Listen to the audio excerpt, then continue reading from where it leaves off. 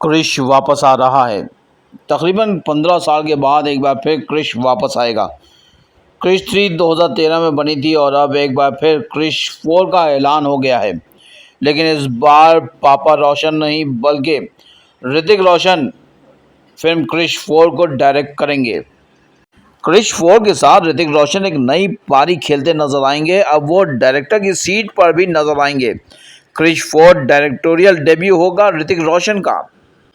काफ़ी समय से क्रिश 4 को बनाने की बात चल रही थी और अब ऑफिशियली इसको अनाउंस कर दिया गया है, यानी कि क्रिश 4 जल्द ही फ्लोर पर उतरेगी। अब सबके दिमाग में एक बात चल रही कि आखिर क्रिश 4 में स्टारकास्ट क्या होगी। आपको बता दें कि ऋतिक रोशन और प्रियंका चोपड़ा एक बार फिर एक साथ नजर आएंगे क्रिश 4 में। क्रिश 3 में आपने प्रियंका चोपड़ा को देखा था ऋतिक रोशन के साथ अपने जलवे बिखेरते हुए, और एक बार फिर वही जोड़ी यानी कि ऋतिक रोशन और प्रियंका चोपड़ा एक बार फिर क्रिश 4 में साथ में नजर आएंगे।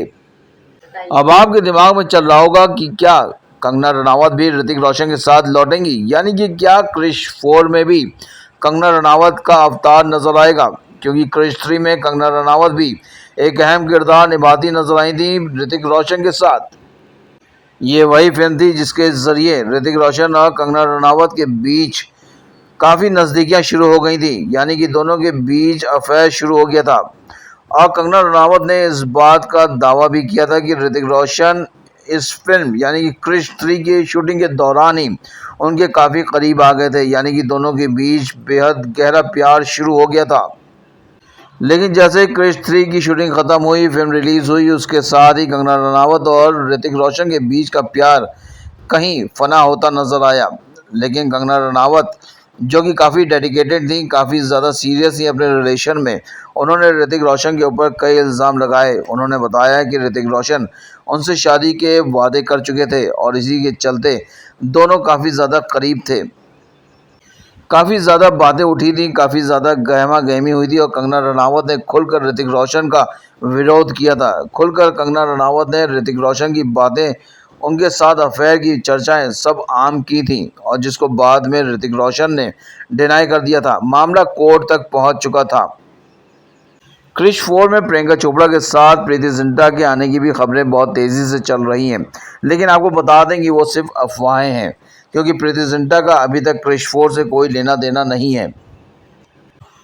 रेखा को ज़रूर इस फिल्म के लिए कंसिडर किया जा रहा है। ये माना जा रहा है कि रेखा को इस फिल्म में एक गेस्ट अपीयरेंस के तौर पर रखा जाएगा, और रेखा का होना ऋतिक रोशन की फिल्मों में काफ़ी ज़्यादा लकी माना जाता है। क्रिश 3 में आपको याद होगा विवेक ओबरॉय भी थे। अब क्रिश 4 में विवेक ओबरॉय भी नहीं होंगे और कंगना रनावत भी नहीं होंगी। इस फिल्म के लिए एक नया चेहरा भी ढूंढा जा रहा है और बहुत सारे नाम इस वक्त सामने चल रहे हैं, लेकिन अभी तक किसी और नए नाम पर मोहर नहीं लगी है, बल्कि इस फिल्म में एक नए चेहरे की ढूंढाई चल रही है। क्रिश एक सक्सेसफुल फ्रेंचाइज है, इसमें कोई शक नहीं, और ऋतिक रोशन ने क्रिश बनकर सबके दिलों में एक नई जगह बनाई है। चाहे वो बड़े हों, छोटे हों या फिर बच्चे हों, हर कोई ऋतिक रोशन को क्रिश के रूप में ही अब पहचानने लगा है।